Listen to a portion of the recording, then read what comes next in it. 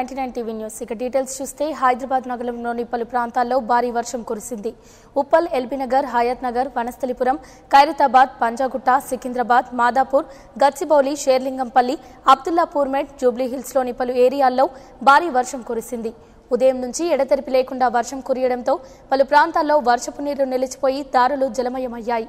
దీంతో పలు జంక్షన్ల వద్ద ట్రాఫిక్కు తీవ్ర అంతరాయం ఏర్పడింది. లోతట్టు ప్రాంతాల్లో భారీగా వర్షపు నీరు చేరుతోంది. లోతట్టు ప్రాంతాల వారు అప్రమత్తంగా ఉండాలని జీహెచ్ఎంసీ అధికారులు హెచ్చరిస్తున్నారు. వర్షం కారణంగా పలు చోట్ల విద్యుత్ సరఫరాను నిలిపివేశారు.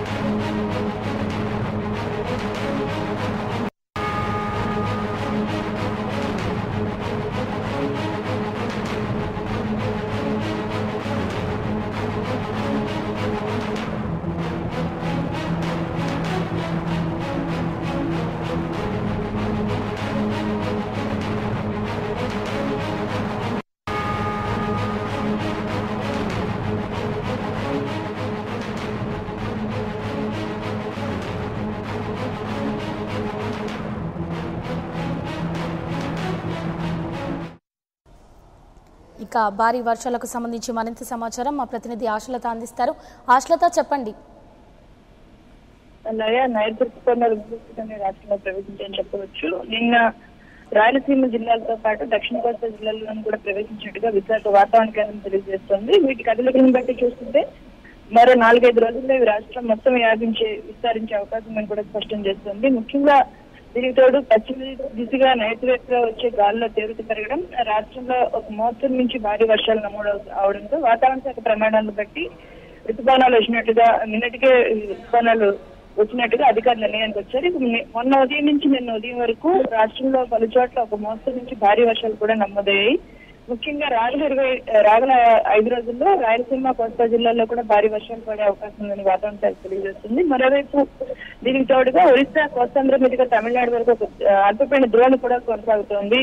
ఇక పశ్చిమ మధ్య బంగాళాఖాతాన్ని కలుపుతూ ఒరిస్సా నుంచి ఉత్తర కోస్తా మీదుగా సముద్ర మట్టానికి 3.6 కిలోమీటర్ల ఎత్తులో ఒక ఉపరితల ఆవర్తన ద్రోణి కూడా ఉంది. మరోవైపు తూర్పు మధ్య బంగాళాఖాతం అండమాన్ సముద్రాన్ని కలుపుతూ సముద్ర మట్టానికి 5.5 కిలోమీటర్ల ఉపరితల ఆవర్తన కొనసాగుతుంది. మొత్తం మీద ఉపరితల ఆవర్తన ద్రోణులు, అదేవిధంగా అల్పపీడన ద్రోణితో పాటు ఈ నైరుతి ఋతుపవనాలు కూడా ప్రవేశించడంతో మొత్తం మీద భారీ వర్షాలు పడే అవకాశం ఉందని వాతావరణ శాఖ అంచనా వేస్తుంది. మరి 4-5 రోజుల్లో రాష్ట్రం మొత్తం కూడా ఈ నైరుతి ఋతుపవనాలు విస్తరించే అవకాశం ఉంది.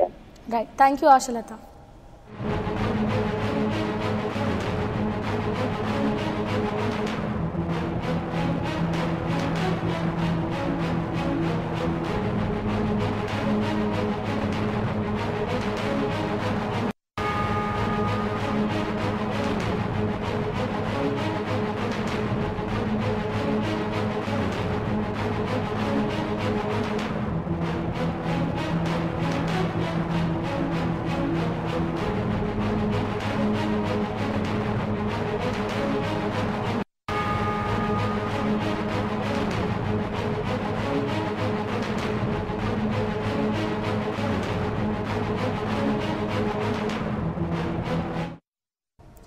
ఇక దీనికి సంబంధించి మరింత సమాచారం మా ప్రతినిధి ఇన్నారెడ్డి అందిస్తారు. ఇన్నారెడ్డి, చెప్పండి, భారీ వర్షానికి సంబంధించి పూర్తి సమాచారం ఏంటి?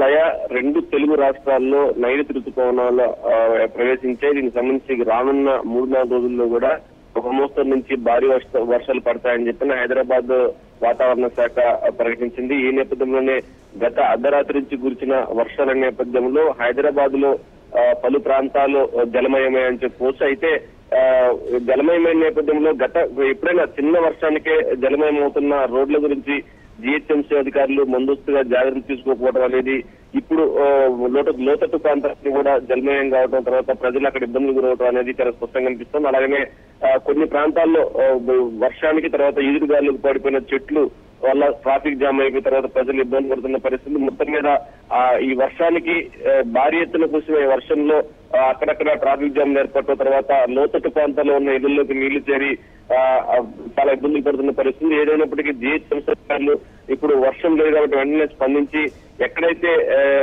నాలాలు ఇబ్బందికర పరిస్థితుల్లో నీళ్లు వెళ్లకుండా అడ్డుపడుతున్న పరిస్థితి, అలాగే రోడ్ల మీదకి నీళ్లు వస్తున్న పరిస్థితి, అలాగే కొన్ని చోట్ల చెట్లు రోడ్ల మీద పడి ట్రాఫిక్ జామ్ అయిన పరిస్థితి. అంటే ఈ జిహెచ్ఎంసీ అధికారులు, ట్రాఫిక్ పోలీసులు తర్వాత వీళ్ళందరూ కూడా సమన్వయంతో పనిచేసే తప్పించి ప్రస్తుతం ఉన్న హైదరాబాద్ సిటీలో అక్కడక్కడ భారీ ఎత్తున ట్రాఫిక్ జామ్ ఉన్న పరిస్థితిగా కనిపిస్తా ఉంది. లయ. Right, thank you Ennareddy.